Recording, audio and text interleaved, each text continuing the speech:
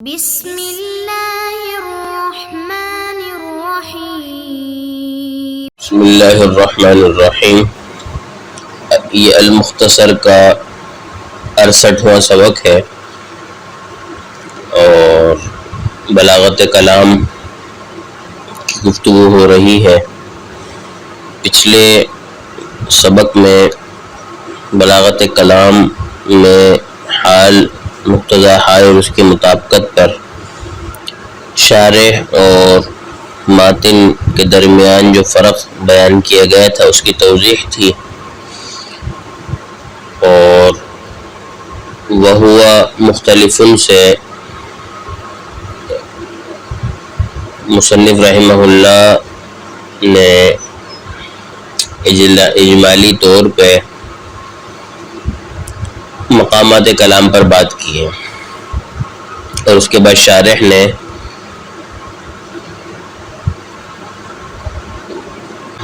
یہاں سے ایک تمہیدی گفتگو کا آغاز کیا ہے، اس لیے کہ ماتن کی عبارت جو آگے آ رہی ہے فمقام کل من التنکیر والاطلاق، یہاں سے اجمالی طور پہ مقتضیات احوال کے درمیان حصر ہے اس کا بیان کیا ہے، اور آگے اس سے عبارت آ رہی ہے فمقتضی الحال هو الاعتبار المناسب سے مقتضی حال کی تحقیق انہوں نے کی ہے۔ تو یہاں جو اب عبارت میں پڑھنے جا رہا ہوں، یہاں سے شارح نے ان ساری مباحث کے لیے تمہیدی گفتگو کی ہے۔ تو فرماتے ہیں کہ وَهُوَ أي مقتضى الحال مختلف فإن مقامات الكلام متفاوتة لأن الاعتبار اللائق بهذا المقام يغير الاعتبار اللائق بذاك، وهذا عين تفاوت مقتضيات الأحوال، لأن التغاير بين الحال والمقام إنما هو بحسب الاعتبار، وهو أنه يتوهم في الحال كونه زمانا لورود الكلام فيه، وفي المقام كونه محلا له، وفي هذا الكلام إشارة إجمالية إلى ضبط مقتضيات الأحوال وتحقيق لمقتضى الحال۔ تو یہاں سے شارح رحمہ اللہ نے اگلی والی مباحث کے لیے ایک تمہیدی گفتگو بیان کی ہے، جس کا حاصل یہ ہے کہ یہاں سے مصنف رحمہ اللہ نے دعویٰ کیا ہے کہ مقتضی حال مختلف ہوتے ہیں، اور اس کی دلیل یہ ہے کہ مقامات کلام یعنی وہ امور جو کلام میں خصوصیت اور کلام میں نقطہ کے اعتبار کرنے کا تقاضا کرنے والے ہیں، وہ مختلف ہوتے ہیں۔ تو چونکہ وہ مختلف ہوتے ہیں امور، ان کی وجہ سے مقتضی حال بھی مختلف ہوتا ہے، اور مقامات کلام یعنی وہ امور جو کلام میں خصوصیت اور نقطہ کے اعتبار کرنے کا تقاضا کرنے والے ہیں، اس لیے مختلف ہوتے ہیں کہ ایک شے یعنی کوئی ایک خصوصیت جس کا اعتبار کیا جا رہا ہے وہ ایک مقام کے تو مناسب ہے، لیکن وہ دوسرے مقام کے مناسب نہیں ہے، بلکہ دوسرے مقام کے مناسب کوئی اور خصوصیت ہوگی جس کا اعتبار کیا جانا ہوگا۔ مثال کے طور پہ مقام انکار میں تاکید کا اعتبار کرنا یہ مناسب ہے، اور لیکن یہی مناسب ہے۔ ایک دوسرا مقام ہے مثال کے طور پہ کہ جہاں مخاطب منکر نہیں ہے بلکہ خالی الذہن ہے، تو وہاں تاکید کا اعتبار مناسب نہیں ہے، وہاں عدم تاکید کا اعتبار مناسب ہے۔ تو اب مقام انکار میں تاکید کا اعتبار مناسب ہے، اور مقام خلو ذہن میں تاکید کا اعتبار نہیں بلکہ اس کا عدم تاکید کا اعتبار مناسب ہے۔ اور یہ بات تو ظاہر ہے کہ تاکید جو مقام انکار کے مناسب ہے وہ اس عدم تاکید کے مغایر ہے جو مقام خلو ذہن کے مناسب ہے۔ لہذا تاکید اور عدم تاکید تو مقتضی حال ہیں جو آپس میں تغیر رکھتے ہیں، اور مقام جو ہے انکار اور خلو ذہن یہ بھی آپس میں تغیر رکھے گا۔ تو خلاصہ یہ ہوا کہ مقامات کلام یعنی جیسے مثال کے طور پہ مقام انکار ہے یا مقام خلو ذہن ہے، یہ الگ الگ ہے، اور مقام اور حال چونکہ ذاتاً ایک ہی ہوتے ہیں ذاتی طور پہ، وہ کہ ان میں اعتبار تغیر ہی ہوتا ہے لیکن یہ ذاتی طور پہ ایک ہی ہوتے ہیں۔ لہٰذا جب مقامات کلام مختلف ہوں گے تو ان کے احوال کے تقاضے بھی مختلف ہوں گے۔ تو یہ بات ثابت ہو گئی کہ مقتضیات احوال مختلف ہوتے ہیں۔ دلیل اس کی یہ تھی کہ مقامات کلام متفاوت ہے۔ کیوں متفاوت ہے؟ اس لیے کہ جس خصوصیت کا اعتبار ایک مقام کے مناسب ہے تو کسی اور کے مقام کے مناسب کوئی اور خصوصیت ہے، اور وہ دونوں آپس میں متغیر ہیں، لہٰذا ان کے تغیر کی وجہ سے ان کے تقاضے بھی متغیر ہیں، لہٰذا مقتضی حال مختلف ہوتے ہیں۔ رہی یہ بات کہ حال اور مقام یہ ذاتی طور پہ تو متحد ہے، کہ حال اور مقام ذاتی طور پہ متحد اور اعتباری طور پہ متغیر کیسے ہیں، تو اس کی تفصیل یہ ہے کہ حال اور مقام دونوں سے وہ امر داعی مراد ہے کہ جو متکلم کو اپنے کلام میں کسی خصوصیت اور کسی نقطے کے اعتبار کرنے کی دعوت دیتا ہے، اور ان دونوں کے درمیان اعتباری فرق اس لیے ہے کہ اس امر داعی کے بارے میں اگر یہ سوچا جائے کہ یہ ورود کلام کے لیے زمانہ ہے تو اس کا نام حال ہوگا، اور اگر یہ سوچا جائے کہ یہ ورود کلام کے لیے زمانہ نہیں ہے بلکہ یہ ورود کلام کے لیے جگہ ہے، حال ہے، محل ہے، تو یہ مقام ہوگا۔ تو امر داعی حقیقت میں چونکہ ورود کلام کے لیے نہ زمانہ ہوتا ہے نہ ہی مکان ہوتا ہے، بلکہ یہ تو ایک توہمی اور تخیلی چیز ہے، اس لیے شارح نے اس کو یہ توہموں سے تعبیر کیا ہے۔ تو شارح کہتے ہیں کہ اس کلام میں جو ہم نے بیان کیا ہے اس میں اگلے متن میں مقتضیات احوال کے ضبط اور حصر کی طرف اجمالی طور پہ اشارہ کیا گیا ہے۔ چنانچہ مصنف نے مقتضیات احوال کو 3 قسموں میں بیان کیا، 3 قسموں میں منحصر کیا انہوں نے، کہ بعض وہ مقتضی حال ہیں جو جملے کے اجزاء کے ساتھ تعلق رکھتے ہیں، بعض وہ ہیں جو 2 جملوں کے ساتھ تعلق رکھتے ہیں، اور بعض مقتضی حال وہ ہیں جو ان میں سے کسی کے ساتھ خاص نہیں ہوتے بلکہ ایک ساتھ دونوں کے ساتھ ہی تعلق رکھتے ہیں۔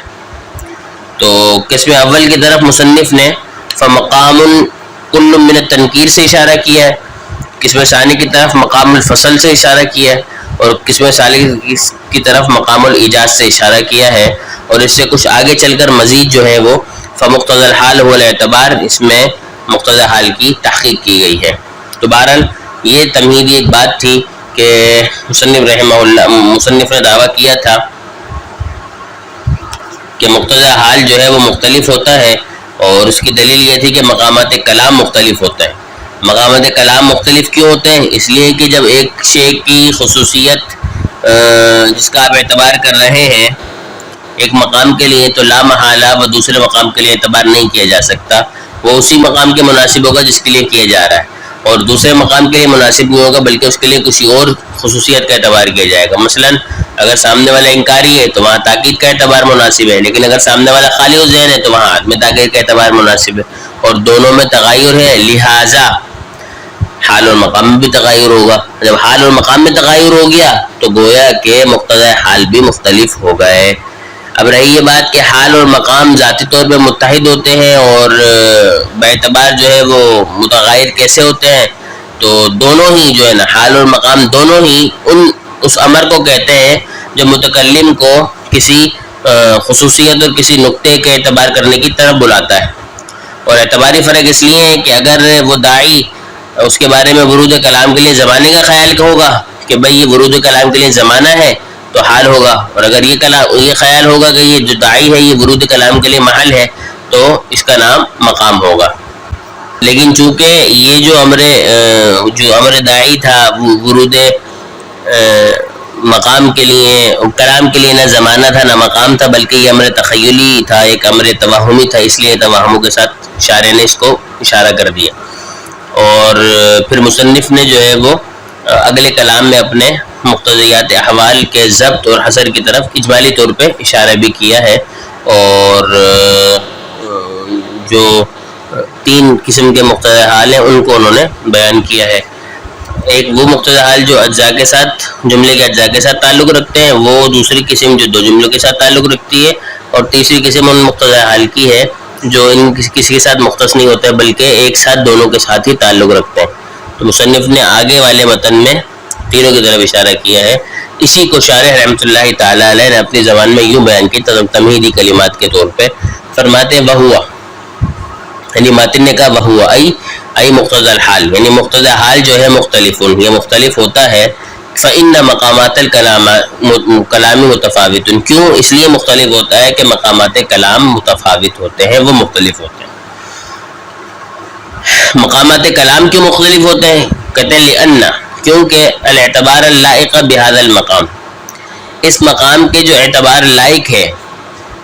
یعنی مثال کے طور پہ ایک مقام ہے مقام انکار، اس کے لائق اعتبار ہے تاکید. تو ایک مقام کے اعتبار جو ایک مقام کے لائق جو اعتبار ہے،